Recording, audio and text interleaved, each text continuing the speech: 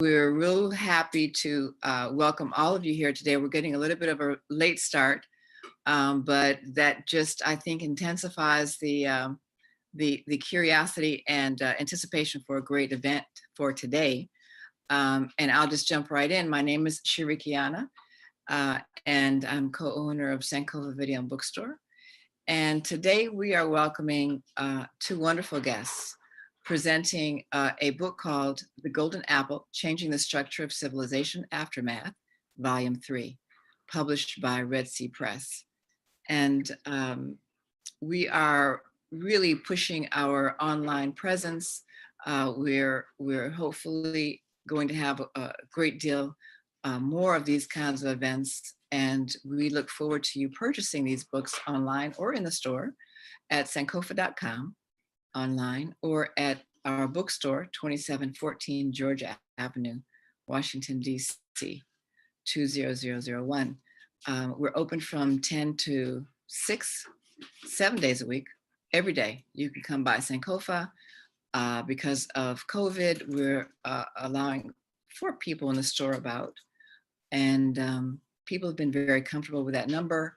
And we're hoping that during the holidays, that's a steady stream of people who come in with a mask and are very careful to social distance when they arrive.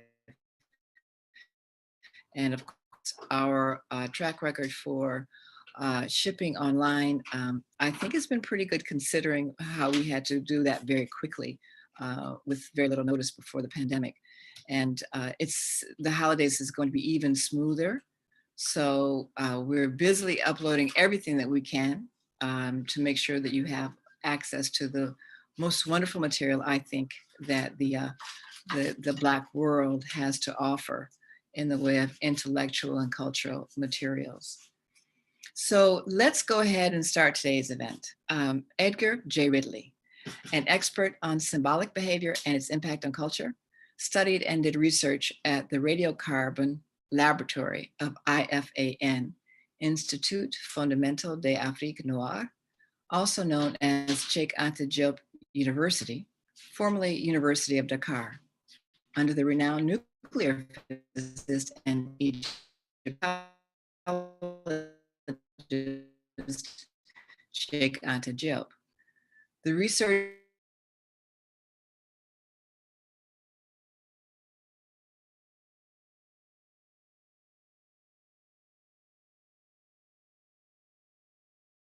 Inc., an international management consulting firm specializing in organizational behavior and productivity. With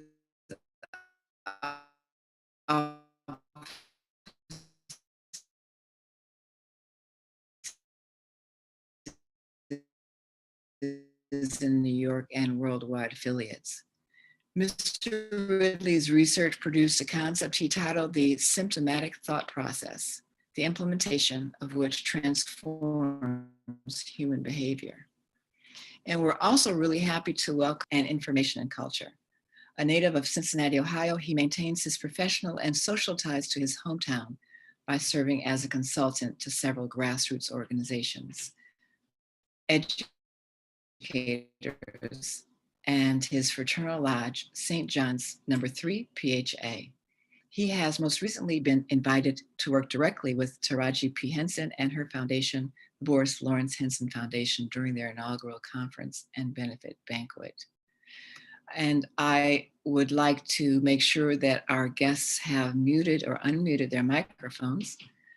And I would like to turn it over to the capable hands of Mr. Ridley and Dr. Menzies. All right, thank you so much, Shirikiana.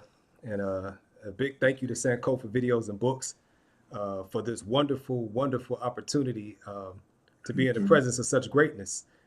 Just a little bit of background on how I first became aware of Mr. Ridley's work. It's actually Brother E. New Yarbrough. He's actually here in the group right now. We were at a UNIA book fair, and I made a presentation, and I have a book called Symbolically Speaking. I did a lot with symbolism. And he came up to me afterwards and said, "Hey, Doc," he said, you know, you ever heard of a book called An African Answer? I said, "No, I never heard of that, man." He said, well, you know, it's a brother who talks about how symbolism and symbolic thinking is at the core of Africa's problems and the problems in the world. And I said, what you talking about, Willis? I said, no way, come on, man, quit playing. And so that was my first, introduction to Mr. Ridley. So of course, what I did immediately was I went and got the book. And as I'm reading An African Answer, Mr. Ridley mentions his thesis, The Neurological Misadventures of Primordial Man. And so I'm the type of guy that if I'm reading something and another book is referenced or a manuscript is referenced, I'm trying to find it. So of course I did the online search for it, couldn't find it. I said, you know what? Let me Google Mr. Edgar Ridley. So I did that, and I actually found the phone number and I called. And his lovely wife Linda, she answered the phone. I couldn't believe it, and they took very good care of me. And they actually sent me a copy of the thesis, and it sent me down this rabbit hole of just mind blowing, consciousness and perspective expanding knowledge and information and insight. And from there, I went and I ordered his book, Symbolism Revisited. And then from there, I went and ordered his book, The Golden Apple Volume 1. And then from there, I ordered and read The Golden Apple Volume 2.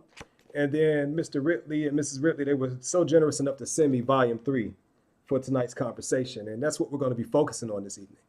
And so, Mr. Ridley, I just want to say to you directly that you are greatly appreciated. And it is an honor of mine to be in your presence and to have been able to speak with you over the past few weeks. I was joking with his wife, just that it was somebody I think we were online with Kayla actually.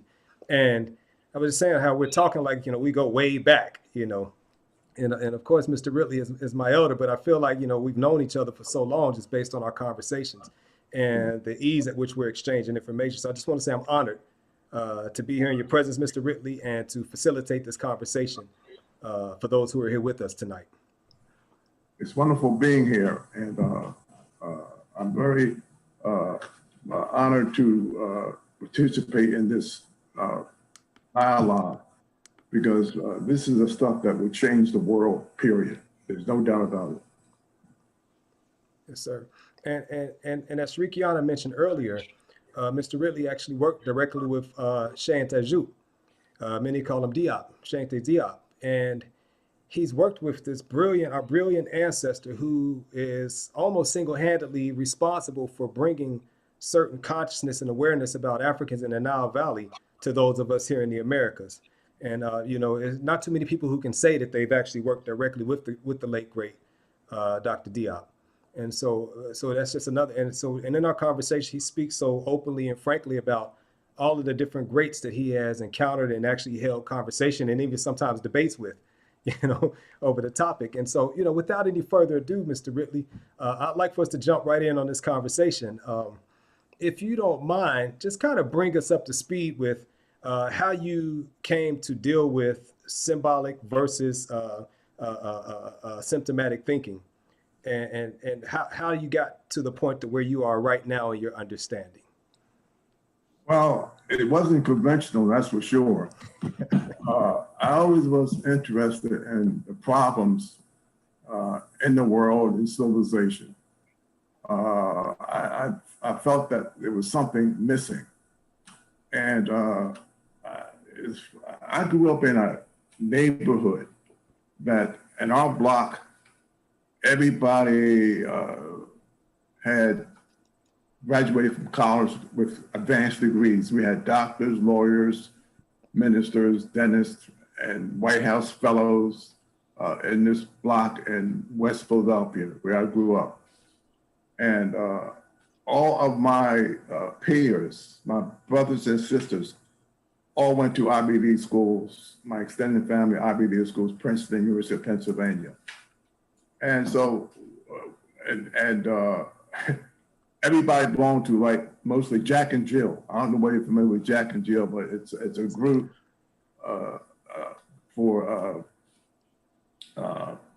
middle class, I would say. I wouldn't say exactly bourgeoisie, but middle class community.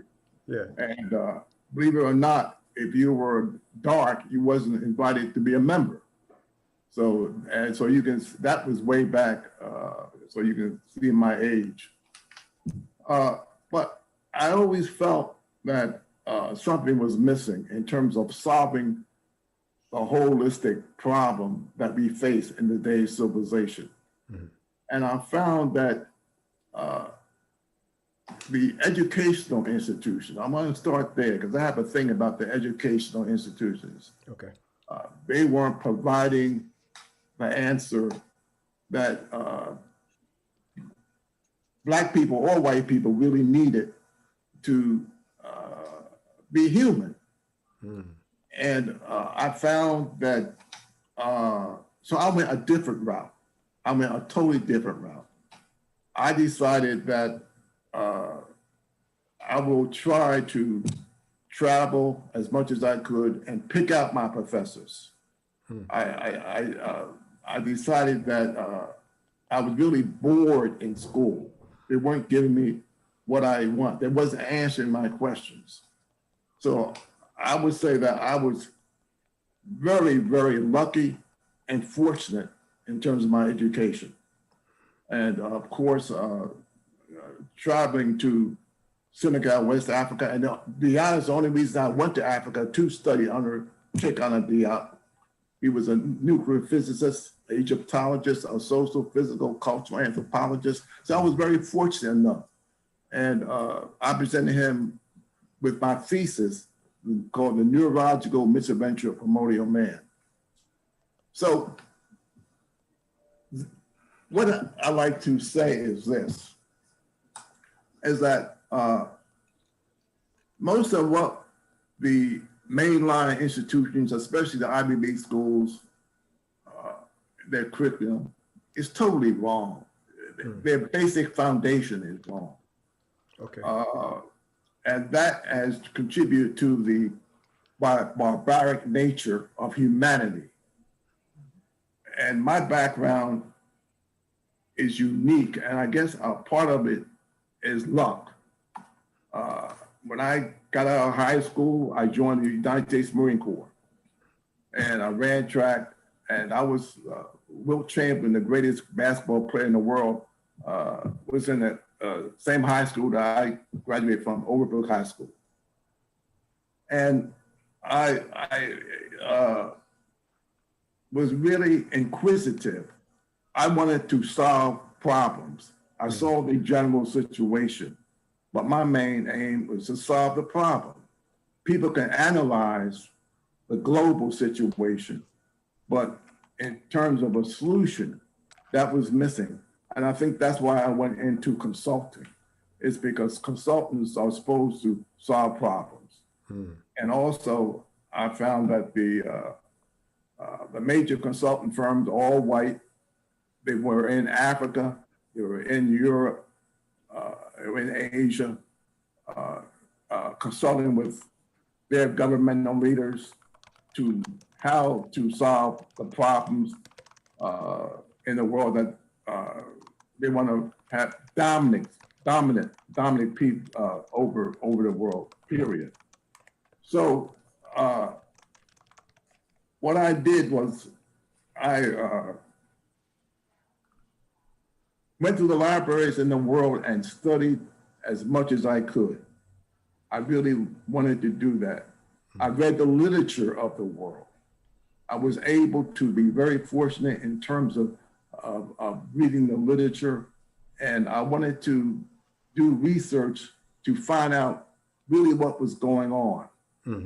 And I had a real problem with racism.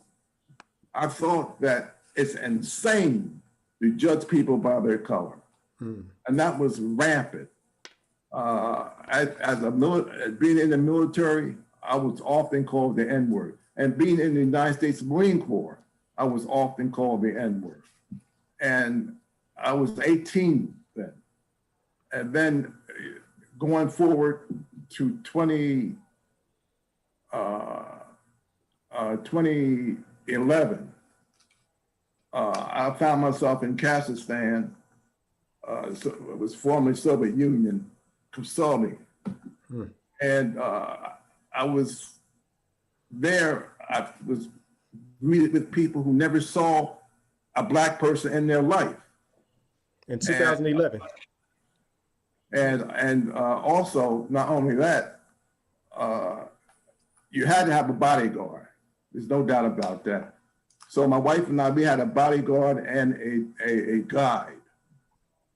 And I was really fortunate enough to do research in Kazakhstan, spent over 20 years in Southeast Asia, in Malaysia.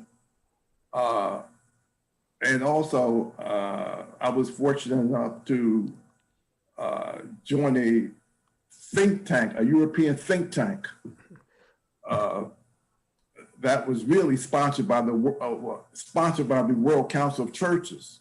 Mm-hmm. So that was very interesting in terms of learning a bit of European theology, the structure of the European church, and how they went into Africa, and how they really, by using symbol systems, control the minds of not only Black people, but people of the world.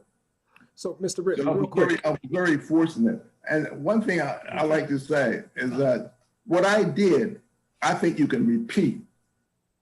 What do I mean by that? I mean, after I left the think tank, I joined Temple University Community Mental Health Center as senior psychotherapist. And I did that. And I didn't have a degree, but when I was with the European think tank, and I'm saying this because I really have a feeling about what the educational system has done to the minds of people in the world. So when we're seeing what happened with, when we're seeing what's going on with Trump and the existential absurdity of it all that has caused people, to die, I find it really puzzling why we feel as though it's the norm.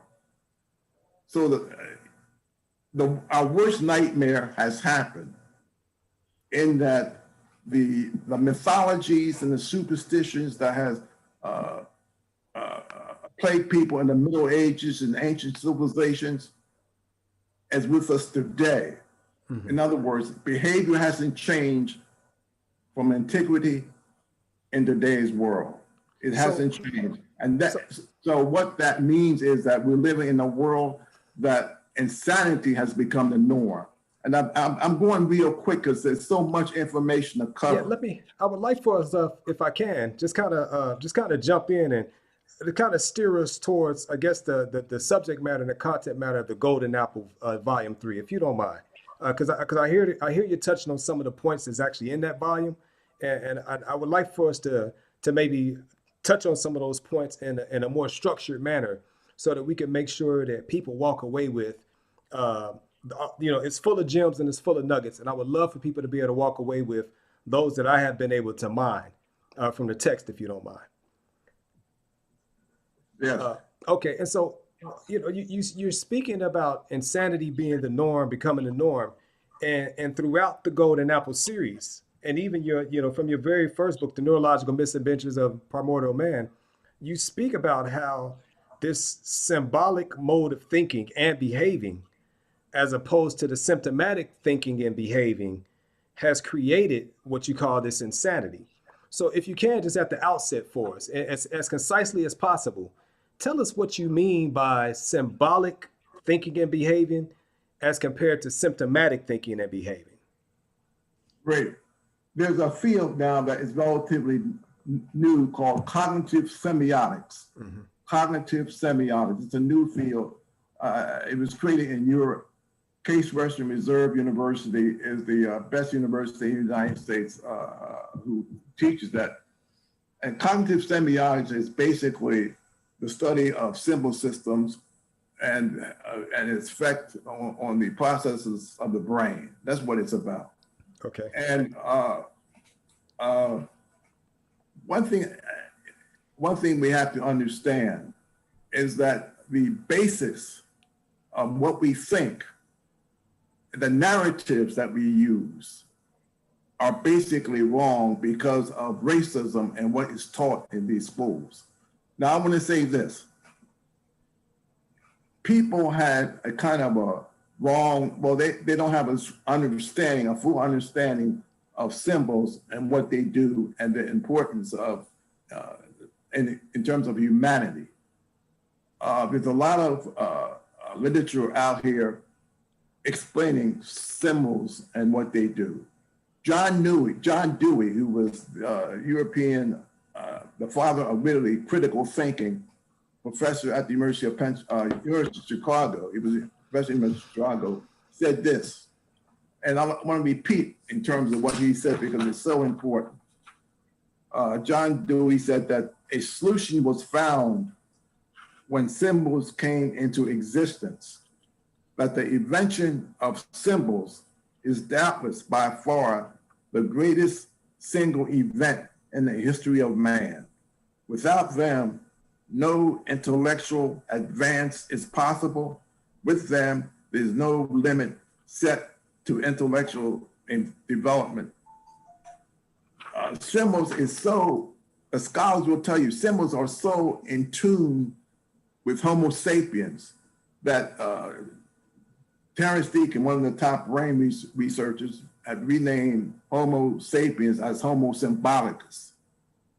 And I went to Africa to study. And my thesis, what I have found in reading literature and experience is that Africans, humanity was basically symptomatic in their thinking and behaving, in their behavior. And what does that mean? I mean, humanity symptoms is innate to the neurological processes of the brain. And let me repeat, this is very important. Symptoms are innate to the neurological processes, okay? So symbolic thinking and behavior is a learned procedure. I think at Yale Development Center, children begins to think symbolically at the ages of 8 and 9 months. I call that a neurological misadventure, because out of that symbolic thought, remember, we're coming from a symptomatic existence and thought process to a symbolic thought process. And the standard academic understanding of the beginning of symbolic thought is when people are in their environment that they don't quite understand what's going on around them. So because they don't understand that, they begin to mythologize their environment. So you have to understand is that humanity, the moment humanity began to think and behave symbolically, I call that a neurological misadventure. So, Mr. Ridley. Because out of that symbolic behavior, you have racism, superstition, rituals. If simple systems never left Africa, there would be no religion in the world and there would be no racism in the world. So, Mr. Ridley, I just want to say this one fact. Thinking symbolically and behaving symbolically is a mental illness. Racism is a mental illness. I want you to understand that. And what I'm saying is really, you read the literature and you understand those kinds of dynamics. And unfortunately, the universities all over the world, they don't teach that. We have a basic misunderstanding of what is needed. Okay, I'm sorry, I just went on. Go ahead. Yeah, so I need you to, well, I think what would be really helpful for our viewers is for you to concisely tell us what is this symbolic thinking and the symbolic behaviors that are related to it. Because, I mean, you have a very profound thesis, but we don't have the groundwork for understanding it. And I think that should be at the outset of this discussion, is for you to tell us exactly what symbolic thinking is. You've mentioned where it comes from. You said that symbolic thinking and behaving arises when people don't understand something in their environment, and so they begin to mythologize it. And so are you saying that symbolic thinking is the mythologizing of reality? Absolutely, absolutely. We mythologize. If we don't want to face reality, what do? We mythologize. And if you can turn to number 2. What's that? Michaela, number 2. You have that on the screen. What's this? She's got it pulled up. Okay. PowerPoint number 2, if you can do that. And so while we're waiting on her to do that, okay, here it comes now. Okay, good.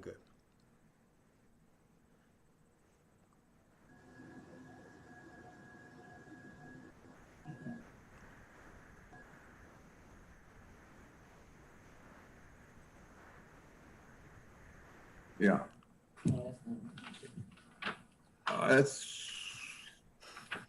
think that's number 3. I wanted number 2. Go back one. Yeah. You go back. Oh, yeah, right. This diagram shows that symptoms and symbols are the two issues, the dynamics that produce who we are. We have to, this is a basic foundation of everything. Out of this equation emerges that if we don't understand the dynamics of symptoms and symbols, then we won't understand anything in the world, period. And if you read the literature, if you read the different theoretical systems in a multidisciplinary way in terms of social, physical, culture, anthropology, psychology, all the great thinkers in the world who come up with various ideas. But these two are the main functioning of the brain, symptoms and symbols. Now, if you go to number PowerPoint 3, Michaela, PowerPoint 3. Fine. Okay, going clockwise, you see where it says early man had was symptomatic in his behavior, and it's innate to the neurological processes. From there, he undertook he experienced a neurological misadventure. Then you have early to modern man adapts symbolic behavior, which produces superstition, mythology, and rituals. And symbolic behavior has caused all the conflicts that we've had in the world. All the conflicts is due to symbolic behavior and symbolic thinking. And that produces a attitude that is incompatible with humanity being decent, caring, and loving. And so when you look at what's going on in Washington and indeed the world, if you look, that is because of symbolic thinking and behavior. And unfortunately, we really got it wrong when we attached symbolic behavior as the norm. We really got that wrong. And you can see what's happening in the world. Can you give us examples of what symbolic behavior is? Symbolic behavior really is mythologizing everything that we do. Mm-hmm. In other words, you mythologize your educational experience. For instance, what does that mean? What does that do? At Harvard University, I'm amazed that a lot of people don't realize what's going on at Harvard University. At Harvard University, David Wright has a lab studying ancient DNA. Harvard is working along with the Max Planck Institute in Germany. It's an institute of anthropology and scientific work. And then in America, you have MIT, you have University of Penn, uh, schools like that, Princeton, you have schools like that. What do they do? What are they studying? We have to understand this. White people cannot tolerate the scientific fact that African people were the first Homo sapiens, and they were Black. And this is a fundamental issue. Traditionally,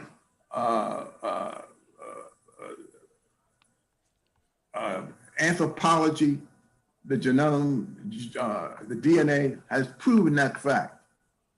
But when you look at the global situation and the institutions, because remember, the institutions are teaching everybody. I mean, when you wonder why we behave the way we behave, look at the institutions and what they do. And our minds have been enslaved by mythology, especially anthropology, theology, and some of the other sciences. So what happens is that Africa, the richest continent in the world, is not enough. And this is very important. It's not enough that we're being robbed of all our natural resources, but we're being robbed of our identity. Now, what does that mean? It means that David Wright and his cohorts, Sarah Tiskoff at the University of Pennsylvania, they all, especially Sarah Tiskoff, she went into Africa and did this genome research, DNA research, the genes. And she came to the conclusion with Wright, there's no such thing as an African people because of genetic diversity. There's no such thing as an African people.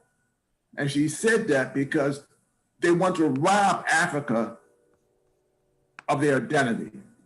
David Wright, the new area, the so-called new area of ancient DNA, all that is involved. It's a reinterpretation of the genes, the genome. It's a reinterpretation of scientific facts. And this is through mythologizing scientific fact. This has been going on for I don't know how long. And someone has to speak up, because I was so fortunate enough, for instance, we are a mythological population. And I have to say this, when I try to tell Black people that we are led to think. And I have to say this because this is in terms of education. We think that going to a Harvard, Yale, and Princeton and getting that white stamp of approval does it. As long as we feel as though that we need that white stamp of approval, they will always think that you are inferior. You will always go around thinking that we have to reach this magical point that if we're condoned by the white population, the white educational institutions, then we have made it. Right. And that is part of our enslavement. Right. That is part of the pen.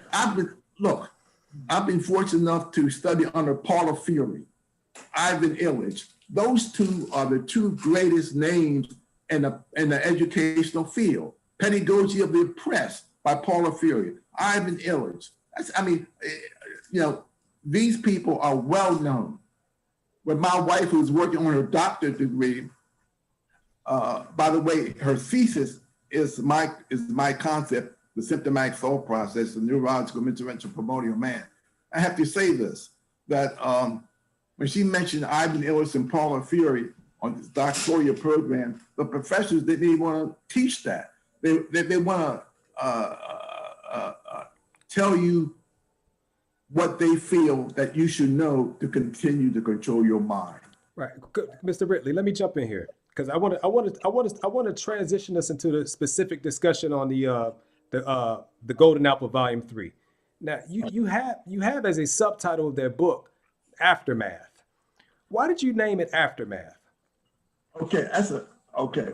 Of all the scholars that I have read, of all the philosophers, all the literature, I found one that was very interesting.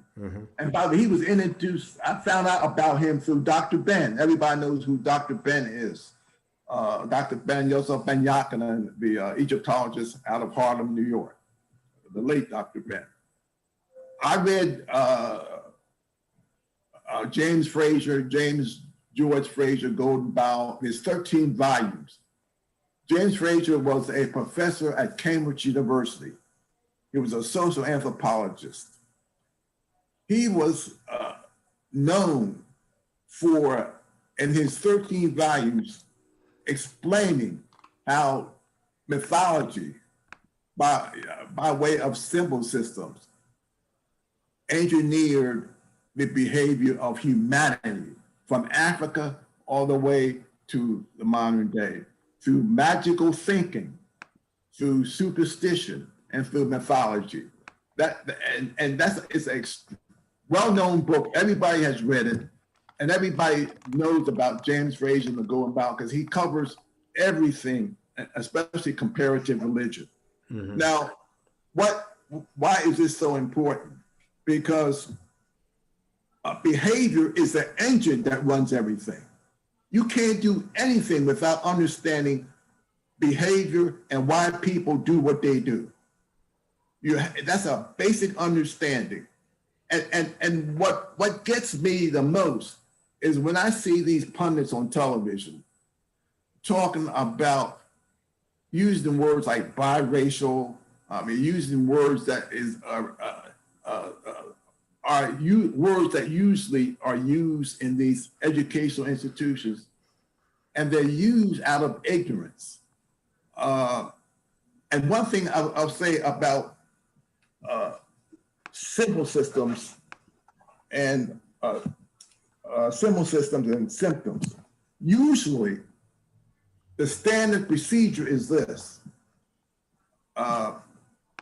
Scholars have understand that, and they repeat this over and over again, is that you usually see symbols and symbol systems over the symptoms that is innate to the process of the brain. For instance, I can't think of the scholar who wrote, he's famous for globalization. Joseph Stiglitz. Who? Joseph Stiglitz. Joseph Stiglitz from Columbia University wrote an article in New York Times saying that if we deal with the symptoms, we will make matters worse. Because dealing with the symptoms, it's the symptoms and you can't go to the original problem. And he used to be at the World Bank and he won the Nobel Prize. Stiglitz is his name. That is so wrong. But that's the general opinion. Even Barack Obama has said several times. Matter of fact, just recently, Barack Obama said that dealing with the symptoms is not the answer because the symptoms isn't the cause. So that is a standard misunderstanding and misinterpretation that even the scholars has put out here. Because what it is that you cannot solve a problem unless you go through the symptoms. Symptoms did not start out as a medical procedure or practice terminology. Symptoms came about through culture because they're cultural indicators. And symptoms, since symptoms are innate, they affect every academic discipline, they affect every area of people behavior, and of course, they're well known in terms of medicine. Right. And so with that, the 13th volume of Fraser's work was actually called The Aftermath, right? Yes, and that's absolutely.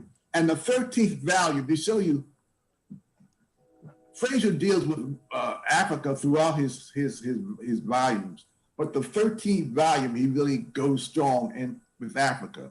Right. And I noticed all the scholars, especially from Oxford and Cambridge and other places, John Hopkins, other places, they don't they don't mention the 13th volume. They always mention volume 12. I mean, 1 through 12. So one of the foremost scholars, Fraser and scholars who happened to be at Oxford and also I think he was at Cambridge, I asked him, how come you scholars don't mention volume 13? And he says, well, we don't mention volume 13 because Fraser was old, right, and he was blind, and he was ready to die, so he wasn't right in his mind. They try to discredit him in that particular volume. They try to discredit him. This is what they do. They try to discredit you, even their own. Yes. So I said that is really, and there's some other stuff that I can't mention. He mentioned some other stuff, and the truth of it is, and this is hard to take, and it's really hard to take for Black people, and you know how white people feel about it. We've got to re-educate yourself. We've got to re-educate ourselves so we know we have to be multidisciplinary in our education. Right. And I have to say it this way because of our thinking processes. I was in a seminary. It was part of Temple University's graduate school. That was created by Black ministers, called the Institute for Black Ministry, out of the Conwell School of Theology at Temple University. I was a part of that. But when I got my job at Temple, I quit. My wife, she didn't go to undergrad. She just went and got her MBA. Now she's getting her doctorate. You don't have to do that. I taught her undergrad and everything like that. And then she had the GMAT. She crashed, and then she's working on a doctorate. The point being is that I teach MDs and PhDs. They know nothing because they've been miseducated. Just like in medical school, they teach you that it's a narrow educational pedagogical experience. Like right. Being a lawyer is the same thing. We're not multidisciplinary. They establish the boundaries.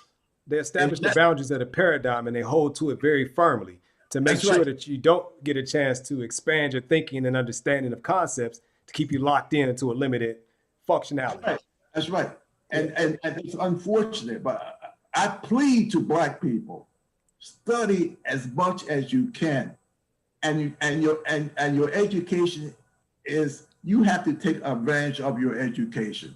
Right. Don't leave it to this white man. Don't leave it to these educational institutions because they won't teach you what you need to learn. Right. I had options. I could have done anything I wanted to do, but I wanted to solve problems, and the problems need to be solved.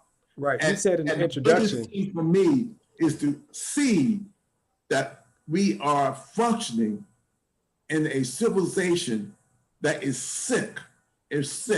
We have normalized the normalization of insanity, and beginning with racism and carrying on. Right. And I know, and what I do understand is this: your life will be threatened. I didn't think that, and when you think about it, but when you really endure or understand what's happening in the world, when you come up with projects that will change the paradigm and realize that white people are the minority, and realize that people of color, there's only one human race, and that is the populations came out of Africa. It's not races plural, it's singular. And I see that all the time. It bugs the hell out of me when I see people say, Kamala Harris is multiracial. There's no such word as multiracial. Well, it's definitely. As a matter of fact, I tell you this, and I get pissed about this. The head of the NIH, Francis Collins, PhD, MD, Obama put him in office. He says, well, there's only one race, it's the human race, but we're not ready to say that we have to say racist. You know, there's a multitude of races, you know, Hispanic, Italian, or whatever. It's racist. European, it's racist. He said, we're not, they want to say that because of their innate feeling that they cannot tolerate what Right. African people have achieved, and that we are their mothers and fathers. It may not, you think it's a very fundamental thing, but we're their mothers and fathers. So, And so that is- Mr. Ridley, Yeah. if you can, I went through and there's a couple of points that I would like for us to try to touch on within volume 3 of the Golden Apple. You make some very profound points in that writing, and I think that it would be very beneficial for our viewers today, you know, to be able to hear some explanation and some expounding on some of these points. Like, for example, on page 2, you make a statement that symbolic behavior is a learned process, and you said that already tonight. You say that it's a mental illness that has led to the most absurd, ridiculous, and hurtful decisions in all of life. And so if you can please for us, explain what you mean by symbolic behavior being a mental illness. If you could just kind of expound on that for us. Okay, what I have found is this. You look at, I've traveled the world. When you look at Africa, when you look at India, when you look at the caste system that is part of American life, Indian life, and other parts of the world, you can see that that's insane. What do you mean? India, How so? when you have mothers, when you have fathers killing their daughters and sons because they haven't married the right people. When you see this huge method of superstition, when you see the conflicts in the world. I remember we were in the mountains of Kazakhstan, and we was crossing a border, Chinese border. And right after we crossed the border, there was a terrorist attack, and all the border Chinese people were there killed. When it got me, when I was, I'm 81. So when I was in the Marine Corps, they had flamethrowers, and they told us to use flamethrowers. Flamethrowers are gadgets where you burn people alive. And sometimes but they terminated that because either if the wind goes the wrong way, you can forget it yourself. And then it's a really humane act. Then you look at Nigeria and the killing of what we do to each other and killing each other. That's tragic. And when you look at the general behavior of populations, you will see that whoever controls the mind and which controls the behavior of populations, you will see that it's a war to see who is on top. So what I'm saying is that when you mythologize something, you can't deal with the real facts of a situation. So you mythologize it. White people have mythologized in the whole pedagogical issue. They mythologize Black people as lazy people, as inferior, who can't do this and can't do that, can't learn. We have a huge mythological issue to overcome as Black people. And that's one of the reasons why Black people tend to kill each other rather than place our energies in different places. And it's really something else. And I have to say this, saying this, one thing I have found is that what I can say is this. I've been offered jobs by the top intelligence agencies in the world. Why? Because of my book. I'm registered as a foreign agent because of what we do. And that I can say. other things I can say is my book has been banned at some universities after being involved in the curriculum for over 10 years. What I will say is that my life has not only been threatened, but almost taken. And because ignorance is not bliss, I've been very fortunate and lucky because of my education and what that has taught me. But it's not an ivory tower. It's not an ivory tower, because if you do what you need to do, they will try to get rid of you. In India, for instance, Dr. Abakar, a physician, made it a point to try to rid India of all its superstition. What they did to him, they assassinated him. His son has a foundation. You have groups who are trying to rid the world of these superstitious behavior. And superstition, racism is a superstition. And not only racism is superstition, religion is a superstition. So when you're talking about eradicating symbolic thought, and this is difficult. It is difficult, but all religions are superstitious concepts, all of it. And when I've seen people kill and die over their religion, you know something is missing.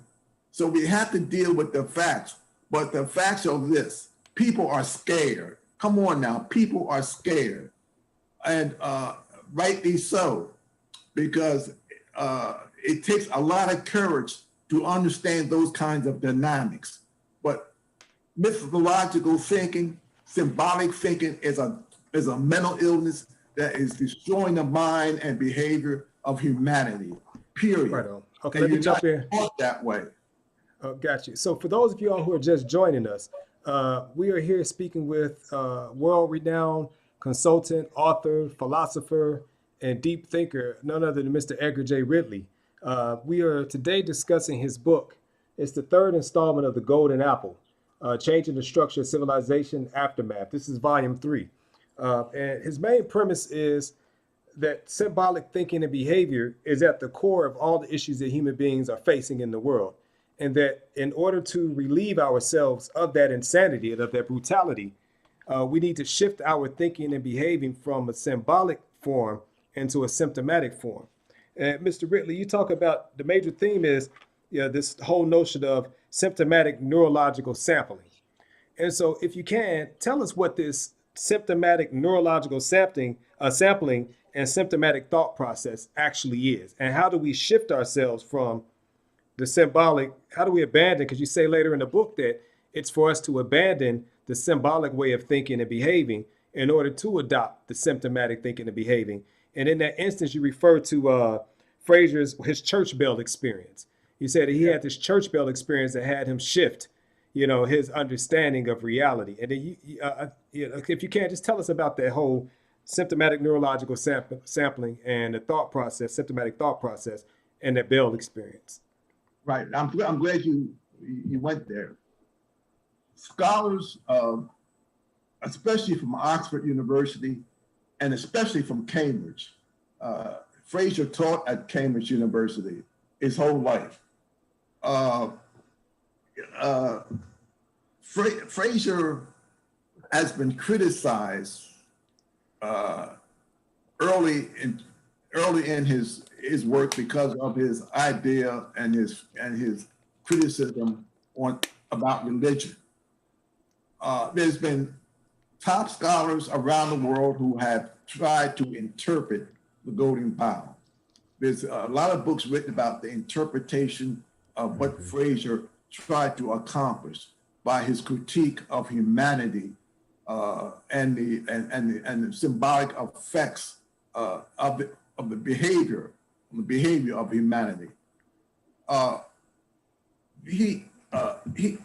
A.B. Cook, one of the top scholars at Cambridge, wrote a review of his book and said that Fraser's work was full of conjecture. And one of the things that Fraser talked about and was late Neely the goddess Diana. Fraser's whole work was based on that, and from beginning to end, really, was on Africa, and the symbol systems that has its origin in Africa. Right.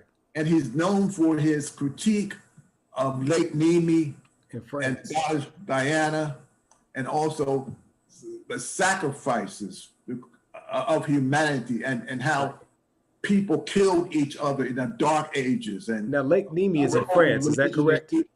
And over religion and superstition. And he ended by saying that he could hear the church bells from Rome all the way to Lake Nemi.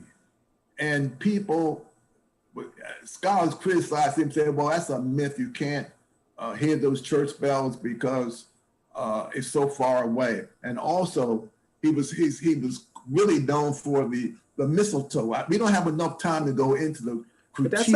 But that's actually one of the questions. That's actually one of the questions I have for you is about the mistletoe, the apple. Right. But what I'm saying is he's famous. He's famous for describing Roman mythology and how mistletoe fits in to Roman mythology. And at the end, he talks about he could hear these church bells coming in from Rome to Lake Nemi. It's in France. Criticize him for everything. Oh, you can't do that. You know, it's a myth. But what happened is throughout Fraser's work, that wasn't a conjecture, and that wasn't a myth. Now, I admit, in my volume 2, I thought it was a mythical experience. But after doing further research, and by the time I got to volume 3, I changed my mind on that. It wasn't a mythological. Meaning that you believe that he actually heard the bells from Rome? What happened? And Lake Nemi is in France, right? Yeah. What happened is that I come up with the term symptomatic neurological sampling. Now, sampling has been going on almost since the beginning of time, but the symptomatic neurological sampling is a new term that I've come up with that really transcends anything that those white scholars even thought about. What is it? What does that mean? Symptomatic neurological sampling is that you form a narrative. You form a narrative that is absent of any kind of mythological content. So, and also it goes back to the cognitive issues that we have, And what happens is that when you experience symptomatic events in your life, they cannot either, now be clear about this, that every event in your life is either that you experience is either symptomatic or symbolic, period. You've got to understand that. So Mr. Ridley, let me jump in. So just real quick. So you were saying that you thought at one point in time that Fraser saying he heard the bell at Lake Nemi, which is in France, correct? No, I'm sorry. Lake Nemi. I'm sorry. Lake Nemi is in Italy. It's in Italy. Okay. Hold on. Okay, so it's in Italy. Got you. And I got you. And so what you're saying is that you thought that it was conjecture, but then you did further research and you realized that it was actually symptomatic, but you said it was symptomatic sampling. You said it was a part of the sampling process. So let me ask you this though. So does that mean that he did in fact hear the bells? He had an experience hearing the bells prior to, and then he just recalled it when he was at. But yeah, symptomatic neurological sampling is putting together symptomatic experiences in your life and putting them together to form a narrative. Okay, so just so we clear, hold on, give me 1 second, just so that we're clear. So you're saying that when he was at Lake Nemi, that he wasn't literally hearing them at that time, but he had sampled it previously and could actually recall it in that moment. Yeah, recalling, did you say recalling? Yes, sir. Yeah, that's extremely important. Recalling is like reliving. When you recall something, when you have an experience, Right. The brain doesn't know the difference. and that experience that you recall something else, it's like reliving that experience. Right. The brain doesn't know the difference. Exactly. That's a symptomatic experience rather than a symbolic experience. One of the things that people do is that they give you narratives like that. Well, they give you narratives that are false. White people have thoroughly given blacks narratives that are false. And we have accepted these false narratives because these narratives are symbolic and mythological and full of superstition and rituals. That's what these narratives are. That's what they do. That's what they do. And one of the things is that one thing about, I tell my wife all the time, and I say, I'm tired of teaching people because the amount of ignorance out here is huge. And it's all because of the failure of these educational institutions who are racist and as the famous scholar said that the miseducation of the Negro. Carter G. Woodson. Carter G. Woodson, the miseducation of the Negro. That is the very least. They've enslaved our minds, and that affects our scientific discovery. Let me say this, Jeff. My discovery of the symptomatic thought process and the neurological misadventure is the greatest discovery that's ever been made, and it transcends what John Dewey said in terms of symbolism. And why do I say this? I say this is because of what we face. And listen, I'm human. We're human. What we face in terms of being threatened, life is almost, I'm lucky to be, the doctor told me I was lucky to be alive because what the healthcare system has done to Black people, done to all Black people, it's genocide. Is what the healthcare system has done to all people. And all this is together. We have to understand these kinds of dynamics. I'm fortunate as hell. I've been lucky. But it's imperative that I give this information out here. And what I'm saying is I can back it up academically and scientifically. Right. So let me ask you this. You also talk about, you give a lot of attention to magical thinking as well in volume 3. And again, for those who are just joining us, we're speaking with Edgar Ridley, author of several books. Tonight's book, the topic of tonight is his book, The Golden Apple, is volume 3. And y'all can pick it up at Sankofa Books. You go to sankofa.com, or you can visit the store, 2714 Georgia Avenue Northwest. And also, those of you that are listening in tonight, you can begin to formulate your questions. And at 8:25, we'll open it up, and Shrikiana will come on and kind of moderate that part of it for us. But Mr. Ridley, you give a lot of attention to magical thinking as well. And when you speak about magical thinking, it was something that the first time I heard of it was the congressional resolution regarding magic. But specifically, you say that magical thinking is another destructive force, and it is manifested from symbolic thinking.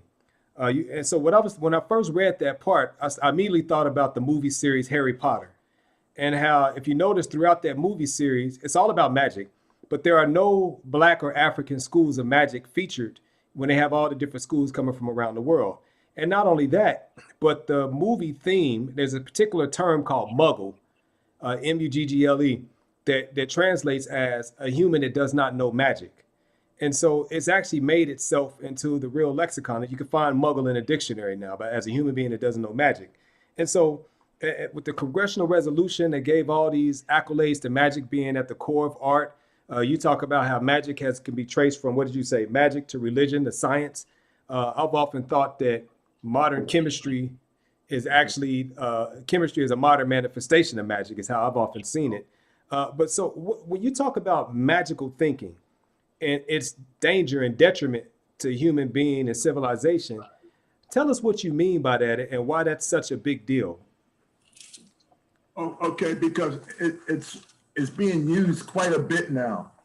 And magical thinking is thinking that you can produce things and things happen that has no rational basis to it and is fact mythological. Like you can raise your hand and automatically you get all the money that you want. It's a form of thought that is irrational and it's a superstitious form of thought that has no validity. In my first chapter of the Golden Apple, Volume 3, I talk about how Congress has written resolutions on magical thinking. Now, if you want to know why the government is so messed up and politics is so messed up, because you read the resolutions of magical thinking that is part of the United States Congress. It's sick. But see, some would argue that what happens is when you really realize that we live in a sick society that rules out truth. And it's so right now everybody's talking about because we see Donald Trump. But Trump is just the beginning. It was before Trump, it'll be after Trump. And so what we have to be worried about is the masses of people who support Trump, who think that way. It's the masses of people who think magical thinking that you can get stuff for free, and because you're white, that is a magical state of being, now so you can get everything you want. Now, some argue that it's actually working quite well for them. Say that again? So some would argue that this magical thinking is working quite well for them. Absolutely, absolutely, absolutely. And let me be clear about this. And you know, some of the stuff I'm very sad about the situation that we live in now. Is that because I think people realize now things that everybody is shocked about the number of votes that Trump received when he is responsible. He's a mass murderer. He has killed so many people. And what gets me is really the so-called white liberal and the people, they're the ones that really, their activity put him in office. So what I'm saying, they're up in arms now, but believe me, racism is going to continue after Trump. It was before Trump, it'll continue after Trump. Trump has brought it out where everybody can see it. And so, Mr. Ridley, first, let me just say the caveat to what you just said. I don't think we've ever had any president of these here United States that would be classified as anything other than a mass murderer. I mean, with the ongoing wars and things of that nature. But I want to shift off of that. I don't want to spend too much of our time talking about any one character or personality, especially that one. But what I want to ask you, though, is that on page 77, you say that humans should discard symbolic thoughts and symbolic thinking. How do we do that? How do we discard symbolic thinking? Because I would really want us to be brass tacks here and get an understanding, because as you stated earlier, you're saying that you have came up with the most important discovery as far as mankind is concerned. And so I think that we would be unfortunate if we ended this conversation without getting how do we practically apply this, and as you say, return from insanity to sanity by shedding symbolic thinking in favor of symptomatic thinking. So how do we shed symbolic thinking as you suggest on page 77? That's a very, very important question, Dr. Mensah. Very important question. It doesn't take rocket science. What happens is this. Remember what I said is that symbolic thought and behavior are innate to the neurological processes. The minute that you stop thinking mythologically, symptomatic thinking kicks in. And people, and I was, like I said, I've been extremely fortunate enough to be taught by some of the world's greatest scholars. Edward Whitmont, for instance, is an MD from Vienna, University of Vienna, got his MD. He was a founder of the Carl Jung Institute in New York City. what he said, I was talking with him. He had written me a letter, and he was saying that that humans must think not only symptomatically, which is innate, but thinking symbolically. So there's a general opinion from the scholars who understand the dynamics of cognitive semiotics, is that we think symptomatically and symbolically. Thinking symptomatically and symbolically is schizophrenia. What we have to understand is that so hold on, Mr. Ridley. The moment we stop thinking mythologically, then we begin to think symptomatically, void of symbolic thinking. Let me jump in there, because that's a very big statement that you made, and I don't want us to just breeze past it, because I think that it should receive, its just due. So you said that by thinking, and you mentioned this in our conversation the other day, because when I was saying that, why not do both? Because I'm looking at left hemisphere dominance versus right hemisphere dominance, and then a dual hemispheric way of functioning. And so to me, my particular orientation, and I'm open, to shifting and learning more, just like you said, Fraser was loosely holding on to his theory in order that he may grow and develop as he learns more information. But my current disposition is that dual hemisphere is the superior form of functioning, and that is usually an and in both resolution to most problems. And so you're saying that for somebody to adopt a symptomatic, or try to, because you said you can't even do it, you said it's impossible to do it, to adopt a symptomatic and symbolic way of thinking, but if you could do it, it would produce insanity. And I mean, not just insanity, no, you said it would produce schizophrenia. That's what we're doing now. You said it would produce schizophrenia. So what do you mean that it produces schizophrenia? In other words, I think we're at a point, and now it's more prevalent now because of what's happening in the world today. What's happening in the world today is really prevalent. People, it's insane when you see the amount of killings that's happening in the world today, and it's taken for granted. It boggles the mind when you see people killing each other and it's taken for granted. We live in a world that is schizophrenic and insane. So to think that we can think symbolically in conjunction with thinking symptomatically, that causes a process, a mental process that causes confusion, and that is what's going on today in today's world.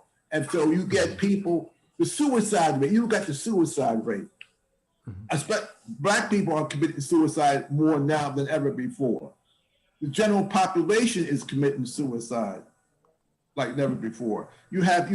So we're living in a civilization that has been problematic from the start, going back to antiquity, when Homo sapiens began to think symbolically and act out symbolically.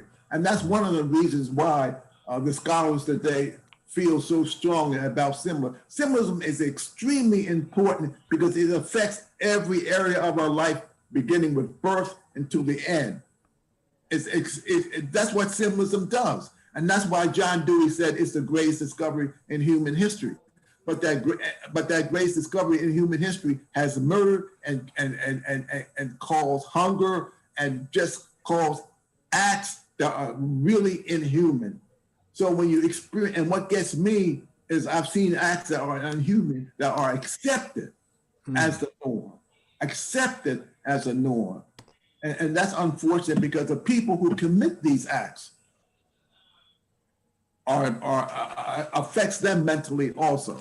And that's what you mean by normalizing insanity when you make that statement. Exactly. We have normalized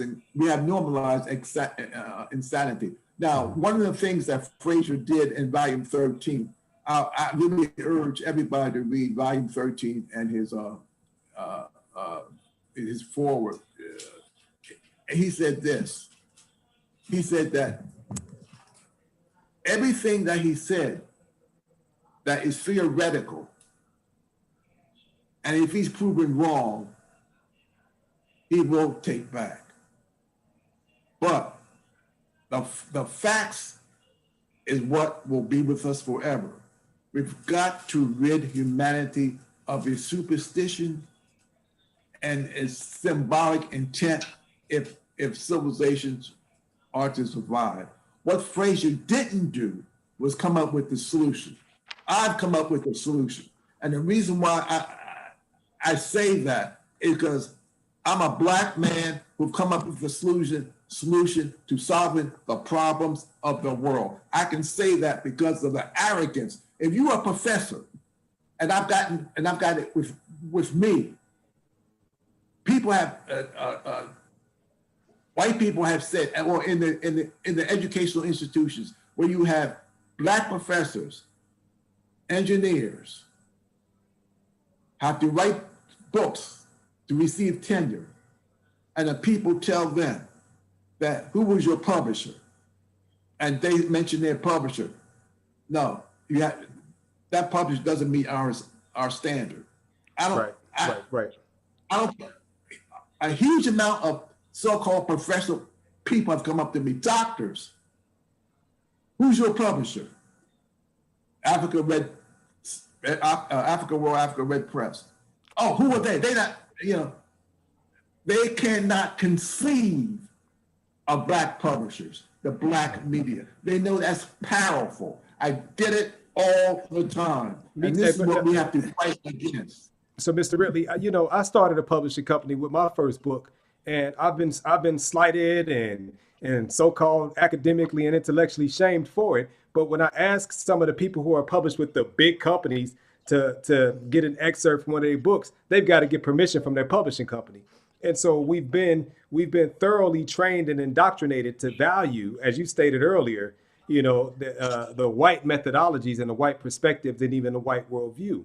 And sometimes I wonder if our understanding of symptomatic and symbolic thinking, as saying that, that our ancestors, by having a symbolic method of thinking, produce superstition and rituals and magical thinking, might in some way be tainted by that same concept. Because in actuality, when Europeans came into the African civilizations and society, like you said, Fraser, he was a European guy.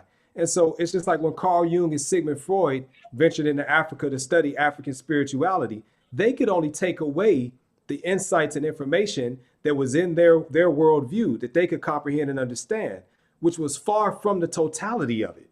So they went away with fragments, and in their arrogance and authority, quote unquote authority, made definitive statements about the African civilizations that they encountered, which were absolutely wrong, but they could only comprehend so much of it.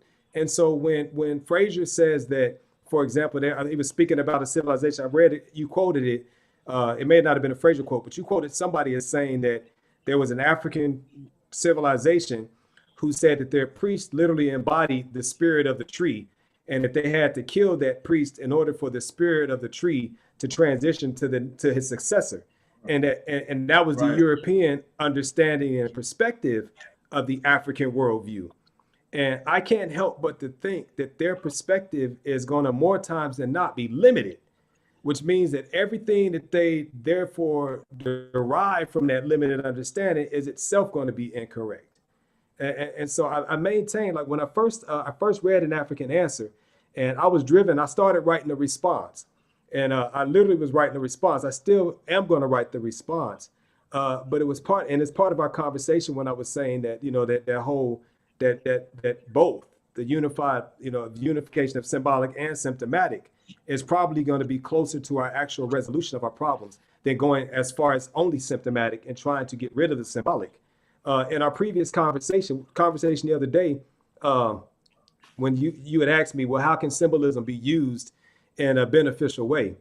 And my thing was that if we lose the key for decoding symbolism, then we run the risk of being manipulated by symbolism and mythologizing the symbolism.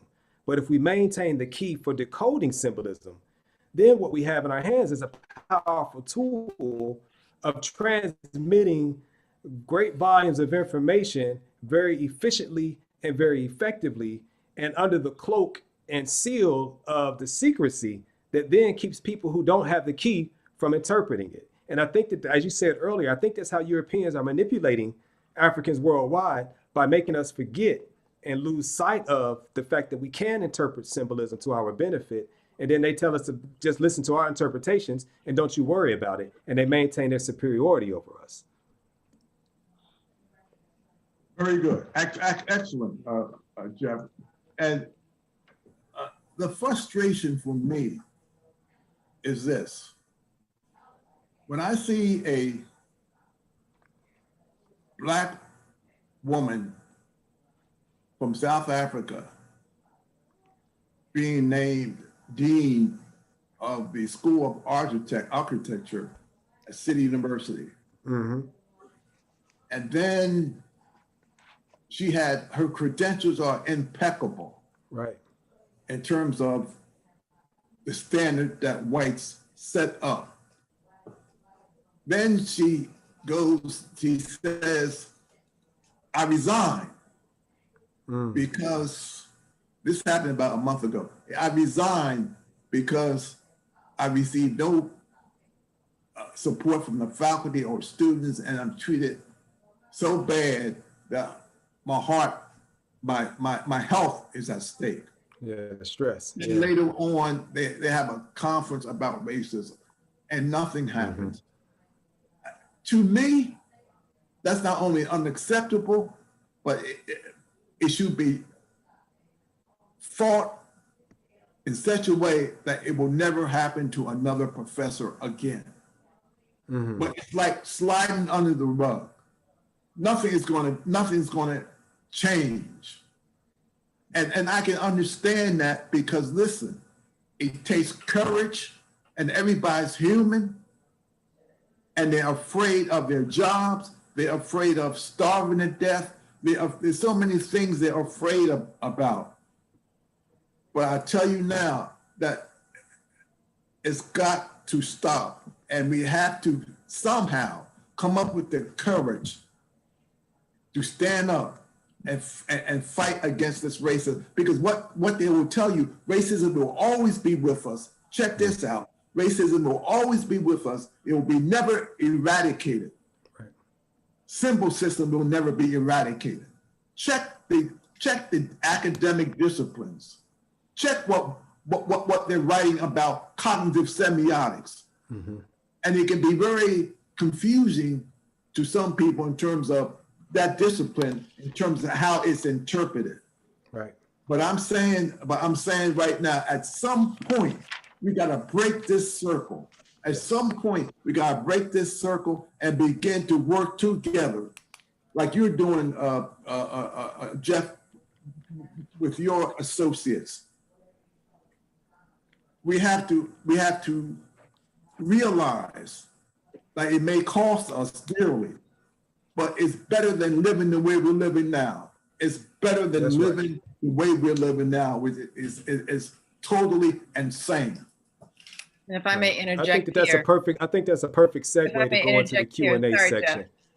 I'm sorry to interrupt here, but just to remind our viewers that we are coming to the finish line of the event. We have about 28 minutes left, and we want to reserve this time to make sure that you have an opportunity to address the issues that have been raised tonight, to articulate your concerns, your questions, your comments, and you can do that by chatting. You can chat everyone. Just list your questions here, and I'll begin to field the questions as they come out. And meanwhile, we'll go ahead and continue our conversation.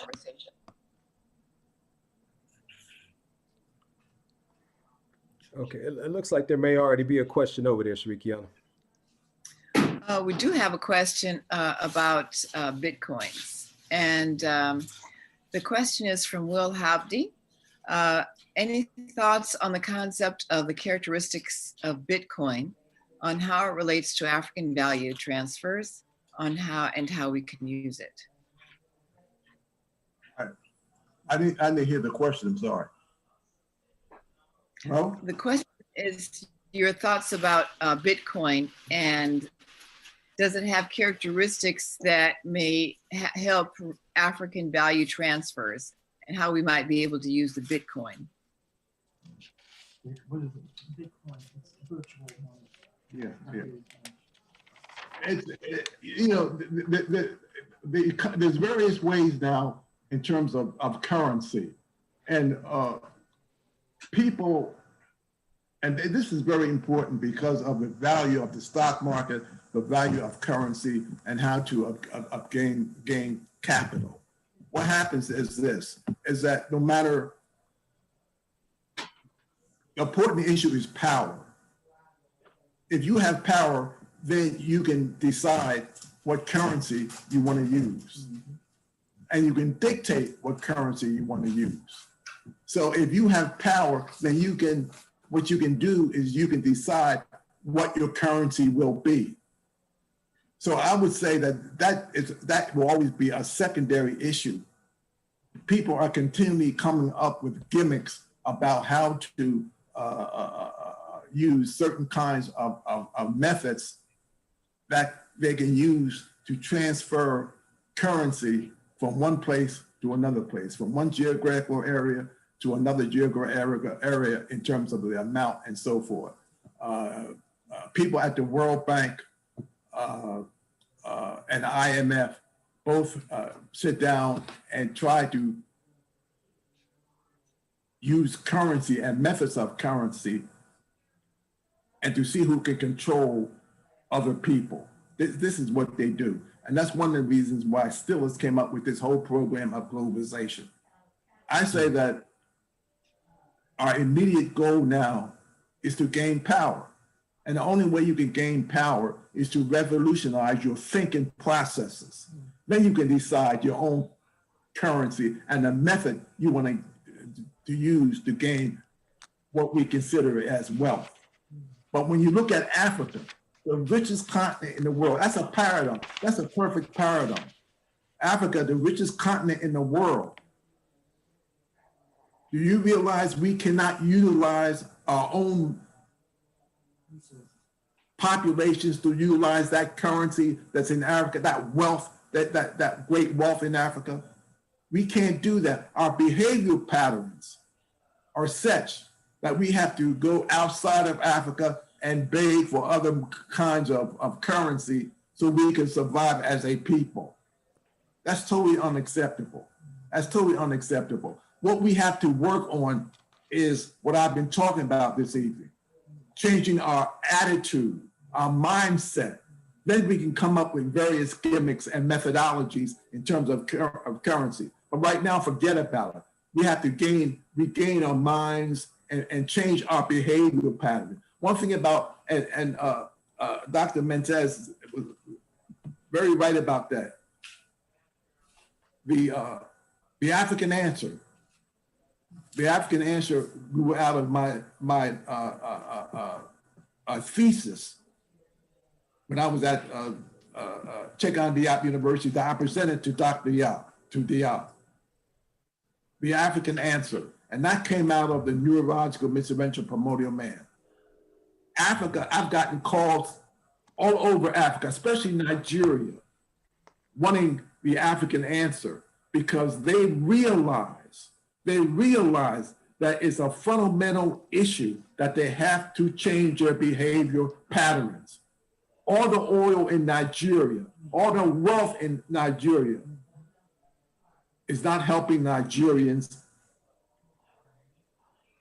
in their ability to survive in any way without this gross humanity that they display towards each other. So what I'm trying to say is this, our aim now is it's a big one too, changing our attitude, which changes our behavior patterns. And let me say this, white people do not want to see you do that. They don't want to see you do that. When you start to do kinds of concepts that will change your thinking processes, things will begin to change in a lot of ways. And Mr. And, Ridley, and you state this is, you this you is pointed exactly, out, Mr. Ridley, you pointed out how Dr. Diop sought to correct the falsification of history that's perpetuated by whites and projected onto everybody else on the planet. And Amos Wilson sought to correct the falsification of African consciousness. And what I see is your work is kind of like the bridge between the two of them, to where you take the correcting of the historical narrative and context, as well as shifting the consciousness and the thinking process, and bring them together to kind of reorient, not only African people, but, the citizens of planet Earth all together, in order that we may correct our course that will not only save our individual lives, but save the planet itself. that's true. That's very good. That's true. Diop, he did not stress religion at all. Matter of fact, Diop called God, his definition of God, a so-called God, is a symbol. And I totally 200% agree with that. Diop Wait a was minute, not, he said his Diop God was said a symbol? Diop said that God was a symbol. And I totally agree with that. And and Diop, what Diop did was huge in his study of, and he's about the falsification of history. No geographical area has been treated like Africa. None at all. And you have to, and it's easy to see why. The wealth, the fact we were the first humans, the fact that we had such great potential. But this mythology, this mythologization, and symbol system started in Africa. And because it was so thought of as a great phenomenon, European scholars didn't even want to admit that it started in Africa. And when they did admit it, they said, okay, it started in Africa, but it didn't become great until it hit Europe in the French cave, and the cave paintings in France. Right. In other words, they admit it had its origins in Africa, but it was useless until it hit Europe and became sophisticated cave paintings. And that's why they came up with this Neanderthal population. And that's in 10 years ago, out of Max Planck Institute, they said that the Neanderthal that came out of Africa came out and went and made it with no one except, or made it with everybody except Africans. So what happened is these whites took that and said, oh, we're better than Africans because we're the Neanderthals and we didn't have a relationship with nobody except Africans. So, and we have this thing about we're superior. So that's why you get people like David Wright at Harvard, and also the American Enterprise Institute, where you know about the bell curve. Everybody knows about the bell curve. That talk about the IQ and how Black people are inferior. But even now, Mary, who is part of that bell curve book, has written a new book on biology, taking it from this new understanding of African identity. He has taken a new book and then created other kinds of theories to denigrate African, not only African achievement, but African identity. And that's the thing that is really biology. Exactly. And this is a great thing about mythologizing scientific fact. And we have to educate ourselves. Education is so important. And unfortunately, and I have to say that I voted for Obama twice, and I vote for him again. But you can tell what they do to you at Harvard. Obama was weak when it comes down to Black people and what he had to say and do. He was weak. And when Kennedy gave him the dog, and he called himself a mutt after the dog that Kennedy gave him or whatever. He was very weak on race, very weak on race. So what I'm saying to you is, and is due to the education that the Western educational model. And it makes me, you know, it's tragic. It's tragic. We have to step up and get an education that's relevant, and we can make great discoveries. I've made a great discovery. And I know it, and I know what I've done. Yeah. And I've had unbelievable jobs. Mr. And that, I mean, I you know, but what I'm saying is, you got to educate yourself so you can compete globally. So we have a question. In fact, one of our, just to make sure we get some more questions in from our audience, we have a question directly relating to education. Thierry asks, what are some of the tools, resources we can use in the homes to teach young children to shape their thinking processes so they don't have to fall into the general thinking of the world? What are some of the resources we can use to counter the white Eurocentric education our students are receiving in the classroom? Yeah. One of the things I think that I would say Paulo Freire, who wrote Pedagogy of the Oppressed. I would say Ivan Illich, who wrote the book Deschooling Society, which Ivan Illich, I'm sure you've heard of Ivan Illich. He wrote a book about how education has become like what? Assembly line. What? Cookie cutter assembly line. Assembly line, a factory like the car, it's like an assembly line. Everybody comes out the same. There's one thing I noticed, that when I talk to scholars and when I read the literature, they write a certain way. They do things and the thing about the way they write, they use it in their everyday relationships and contacts with people of color, and the way they want you to see things. It's so evident. It's so evident. And it's so evident of their lack of education. So what gets me is when I look at the NIH, for instance, the New York Times had a front page article about the refusal to give Black scholars, researchers, grants at the NIH. They even said Hispanics everybody gets it except Blacks. Now they're saying, well, you know, we're changing that or whatever, we're changing that. This scholar, there's professors out here that are really trying to make a concentrated effort. One scholar at UCLA Berkeley said that she went to the NIH to work, and that the scholars and everything said the right things, but when it comes down to implementation, what they said doesn't matter. They do the same old pedagogical jargon. In other words, they say the right things, but they don't practice the right things. And this is what I see all the time. You know, and it's you know, they don't, as they say, they don't practice what they preach. They tell you certain things, but they say the opposite.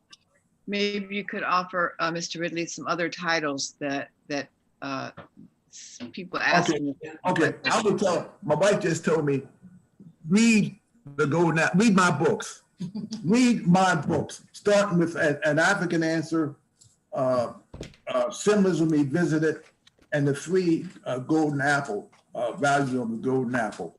I'll have to say that no one has, myself, along with my researchers, have come up with a procedure on human behavior that will change the world, period. And the thing, and you can tell it will do that because of the feedback that you get. I've gotten feedback, we've gotten feedback that I can't even talk about. How do we access that? How do we access that process? What do you mean, Judge? So like the answer, you said that that you have a method for for doing just what you're saying, you know, and getting the results. How is it that we, as the everyday person, how can we tap into that, and how can we implement that into our own lives, especially Well, the lives of our children? Right. That's extremely important. The best that I can do is I'm gathering together scholars to implement the symptomatic thought process all over the world. Now, I've gotten a huge amount of feedback in terms of Africa because of what's happened in Africa. I mean, it's huge. But what happens is that I have to say that, you know, at Morehouse, who was a scholar who doing work in terms of cancer, and she has a problem getting the funds and getting the kinds of assets that she needs to. They will try everything to stop you from achieving that. They'll try everything to stop you from achieving that. And you know, I can't stress it enough. I see the fear in people's eyes because they will tell you, I can't do this because it's you know, it's genocide on me and my family. I feel threatened, and I can't, you know, I just can't change that because I want to live. I want to live. They will threaten your life. And it's really that serious. It's really life or death. It's that serious. We are in a war. Right now, we are in a war. And one of the biggest problems is that we as an African people have got to begin to support each other, love each other, and fight together. And we're not doing that now. We're not doing, when we don't drive, I use Uber. And I met so many African drivers driving Uber, you know, and it's the same thing over and over and over again, is that there's something missing in our behavior patterns that we can't take advantage of the huge natural resources in Africa. And why we have to depend on China, we have to go to Europe. Why can't, you know, we're brilliant people. We're brilliant. But somehow, I mean, I was extremely disappointed when the head of the genome department at NIH accepted an award with Sarah Tiskoff at the University of Pennsylvania. When Sarah Tiskoff is an exact person who said that there's no such thing as an African people because of the diversity. And it's like Nelson Mandela receiving the Philadelphia Award with De Klerk. I mean, they always gotta dim our process. We still have that mind is that we have to invite this man in, these people classify themselves as white in. Who ever heard of, I mean, did we invite Hitler to come in? Did the Jews invite Hitler to come in and receive the award with them? You know, I think you're absolutely right. It's not rational. That's right. I mean, I think I'd like to interject about at least 3 more questions before we close out. I don't know if that's going to be possible, but some people have been waiting very patiently. Larry wants to know if it's true that symptomatic thinking is clear water. When you add symbols to that clear water, it becomes muddy. The light of wisdom is therefore diminished. If symptomatic thinking is clear water. And when you add symbols, water gets muddy. Yeah. Symptomatic thinking is a phenomenon that for instance, I was at a medical conference with some of the top medical people around. And they were saying, this guy got up and said that there is some diseases that show no symptoms and void of symptoms. This is in terms of the science of medicine. And this was outside the country. I got up and said that, it was outside the United States. I got up and said that there's no such thing as a disease without symptoms. Right. And if you have the disease and there's no symptoms, then you don't have the disease. Now, this is in the field of medicine now.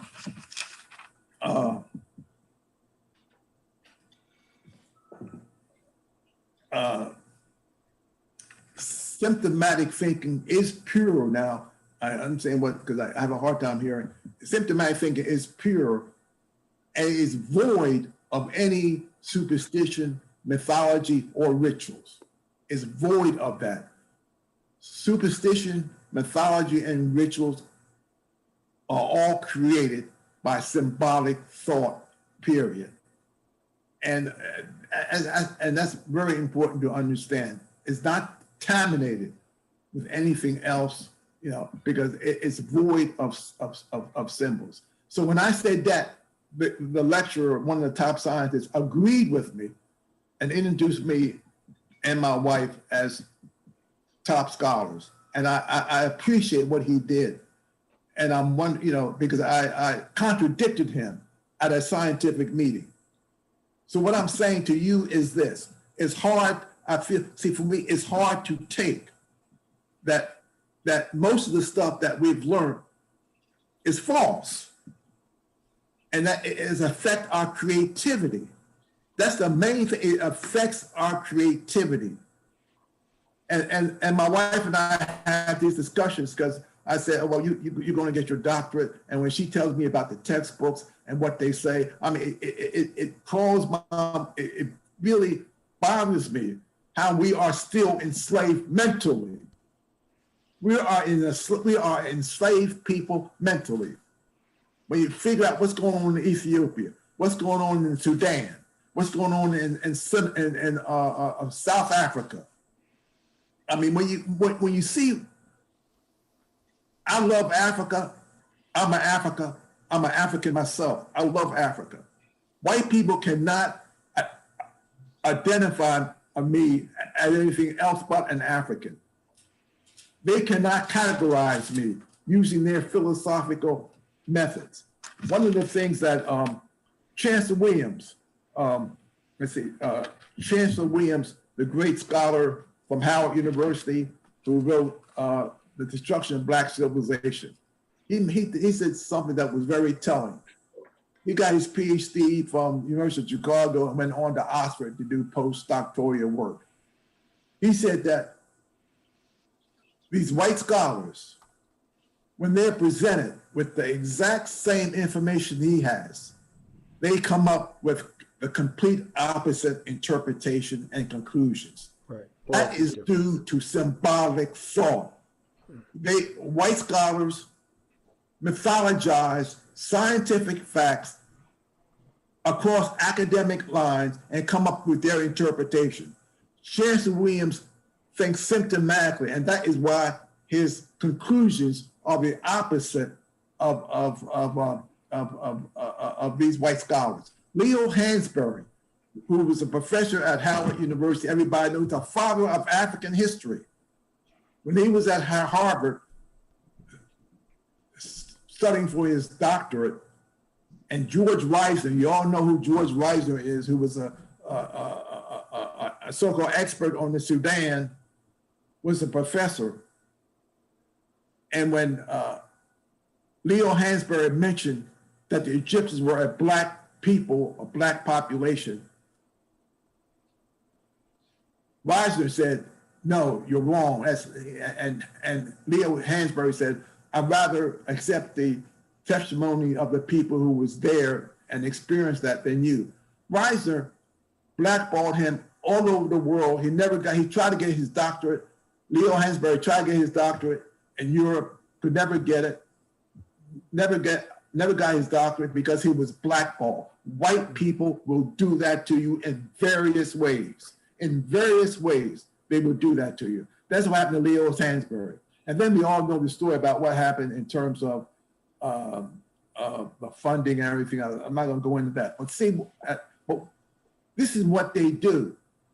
They say that they can treat us anyway, and they treat us anyway. They treat us anyway. I mean, and so what I'm saying is this: it takes a certain amount of courage to change that paradigm. And the symptomatic neurological sampling is a new way of creating a narrative that we can use as a vehicle. It's never been done before. Now sampling is old as man himself. Right. But I'm saying the neurological, the symptomatic neurological sampling, the way it is done, in a way where we can relive our experiences qualitatively. They talk about Fraser being they talk about Fraser being he's criticized for being an armchair anthropologist because they say he never really visited all of the places that he talked about. Right, and because he didn't visit it, he couldn't understand it. I remember reading that. Exactly. Yeah. But what happens is this, another book that is so essential, W.E. Deming, Out of Crisis, is a fantastic book published by MIT. That I don't know what you've heard of Deming before. No. Deming, and I'm happy to say, Deming endorsed my thesis and my book, African Answer, and he endorsed a second edition of an African Answer. Deming was the world's greatest consultant. He was awarded the highest award, I think, by President Bush Sr. He died at 90 years old. Mr. Ridley, I'm sorry. I have to jump in. I apologize for having to cut you off, but we are approaching the last 2 minutes of tonight's presentation, and I just want to make sure that I make sure everybody understands who you are, why we're here tonight, and where they can actually get copies of your book, okay, if you don't mind. And I want to thank you all for tuning in and hanging with us these past 2 hours. It's been a very enlightening discussion. Mr. Ridley has offered, his invaluable time, insight, wisdom, and experience with us all. This is Mr. Edgar Ridley. He's the author of several books. Tonight's book topic is The Golden Apple, Volume 3. It's called Aftermath. You can purchase that at Sankofa.com from Sankofa Video and Books, which is also located on Georgia Avenue. Let me see if I can scroll this address real quick, Shrikiana. It's there on Georgia Avenue. If you're in the DC area, you know where it is. 2714 Georgia Avenue. Boom, there it is, 2714 right Georgia Avenue. Howard University. Directly across from HU. And so, Mr. Ridley, thank you so much. And I really hope to continue this conversation with you because I would love to be one of your symptomatic thought process and sampling ambassadors in the DMV and all the places that I travel so that we can help to get this word and understanding and the practical application to the people that need it the most. I really want to thank Sankofa for inviting me here. Sankofa has an unbelievable history worldwide and giving African scholars access to share their views and to share fellowship. I really appreciate it. Thank you. Thank you. Thank you so much, Mr. Ridley, and thank you so much, Jeff. We enjoyed having both of you on tonight, and it was indeed our honor. Sankofa prides itself on being a place where these kind of conversations can take place, and COVID or other kinds of things threatening us have gentrification, all kinds of things out there threatening us. But here we are, thanks to technology and some creativity. We're making sure that we can still keep community and we can still provide a place for thinking and conversing, thinking through and challenging some of the mainline ways of the narratives that are controlling our world. And looking at our own culture, looking at our own resources to make sure that we can create a good future for our children. And I want to thank the audience for joining with us. We want to remind you, as Dr. Jeff Menzies just said, that Golden Apple, Changing the Structure of Civilization Aftermath, Volume 3, published by Red Sea Press, is available at sankofa.com and by coming into our store as well. And I just also want to have a shout out again to Red Sea Press and Kasahun Chekhov for making sure that we have a Black press where these books can be published. Just like Mr. Ridley said, you know, this is us. These are our institutions. And quiet as it might be kept, places like Sankofa rely on our Black publishers. As much as we rely and support our Black authors, we need our Black publishers. So a wonderful, wonderful shout out to Red Sea Press. And along those lines, we're going to be featuring a book by another Black author and Black writer who also has his own company, his own publishing company. I think probably the oldest at this point, still open. The book is called Taught by Women by Haki Madhubuti. Haki. Someone that we all know and we all want to shout out when we hear his name, because we know Haki has been at the front line of struggle for a long time, probably your whole life, Jeff. He was definitely inspiration to us as well. And the fact that he's a poet, has his own publishing company, has his own independent schools. I mean, the list goes on and on, and he's still with us and doing very well. And we want to be able to put our eyes on him, even if it's virtually, and support what he's doing and thank him again for his work and see what's happening in this new book called Taught by Women. Wow. That's going to be December 2nd at 7 p.m.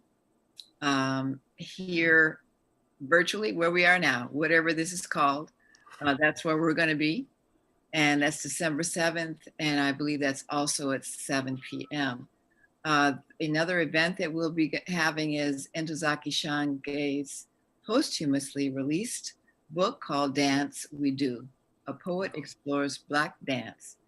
And that's December 7th. So keep in touch with us. If you're not on our email list, you can sign up to our email list where we will send out a newsletter letting you know what's going on at Sankofa. It's periodically sent out so we don't, jam up your email. And you can sign up at sankofa.com. So thank you once again.